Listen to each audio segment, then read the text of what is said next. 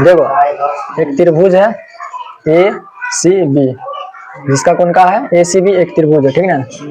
सी का है समकोण है, ठीक ना। और क्या बोल रहा है, कोण ए बी सी का चीज है थीटा है, ठीक। तो यहाँ पे हाँ जो बीच में आता है वो कौन होता है, मतलब बी जो है कौन, ये मतलब हो गया, या हम लोग ऐसे लिख सकते हैं कौन बी इक्वल टू थीटा, ठीक। आगे दिया गया है ए बी कितना दिया हुआ 29 इकाई, बी सी 21 इकाई दिया हुआ, निकालना है क्या चीज निकालना हम लोग को, ठीक ना। पहला निकालना था cos square theta plus sine square theta, ठीक। दूसरा निकालना है cos square theta minus sign square theta, ठीक ना। ये तो हम लोग को पता चल गया, ए भी हम लोग को मालूम है, बी सी मालूम है। इसमें हम लोग को क्या चीज मालूम नहीं है, एक हम लोग ट्राइंगल बनाते हैं, त्रिभुज बनाते हैं, ठीक ना। उससे हम लोग पता करते हैं, ठीक ना, चित्र अनुसार, ठीक। ट्राइंगल बना लिए, कोण का बोला है सी समकोण है, ठीक ना। तो हमेशा याद रखना सी समकोण कितना डिग्री का होता है 90 डिग्री, सी समकोण हम लिख दिए। बोला इसका बी का चीज थीटा है, यहाँ थीटा लिख दिए, बी लिख दिए, ठीक। और यहाँ ए लिख दिए, ठीक हो गया ना। ए सी बी जिसका कोण बी थीटा है, बी थीटा, ठीक ना। यहाँ सी समकोण होने का मतलब क्या है कि सी समकोण कितना है, सी 19 डिग्री, ठीक ना। ये बात याद रखना कि समकोण मीन्स 90 डिग्री।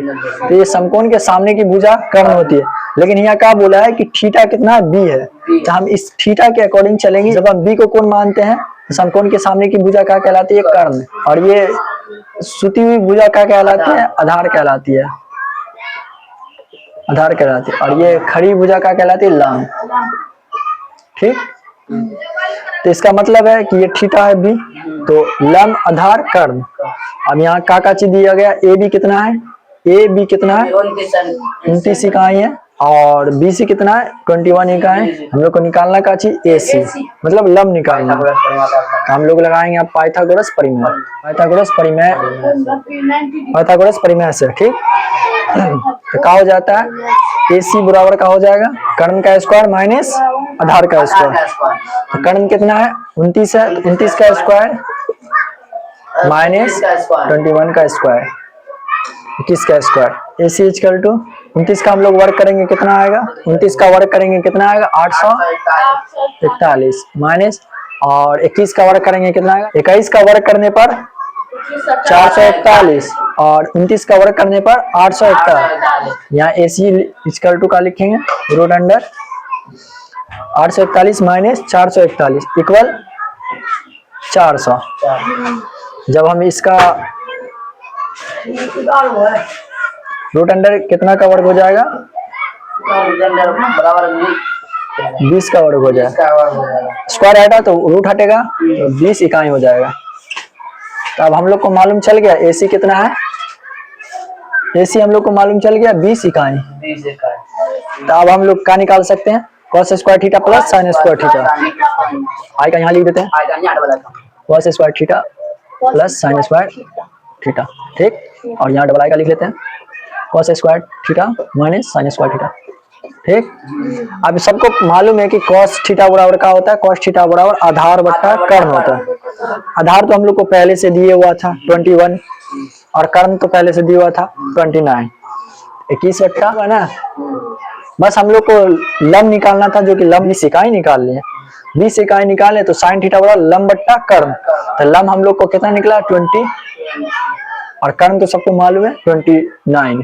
अब तो जो चीज इधर है सेम यही चीज सेम चीज है, सिर्फ यहाँ प्लस की जगह माइनस करेंगे। इसका भी क्या हो जाएगा 21 बट्टा 29 माइनस 20 बट्टा 29 स्क्वायर, ठीक, सेम हो जाएगा। अब इसका वर्ग जब करेंगे तो 441 बट्टा ये हो जाएगा 800 प्लस ये हो जाएगा 20 का 400, ये हो जाएगा 841। सेम चीज 441 बट्टा 841 माइनस 400 बट्टा 841, ठीक, सेम चीज कर लिए। अब यहाँ देखो, यहाँ भिन्न जोड़ कर देंगे, भिन्न जोड़ क्या करेंगे 841 का 841 यहाँ आ जाएगा। इसका जितना दफा पहाड़ा पढ़ेंगे 841 एक मरतबा लगेगा, तो 441 को 1 से गुना करने पर 441 होगा, प्लस ये भी 400 हो जाएगा, ठीक।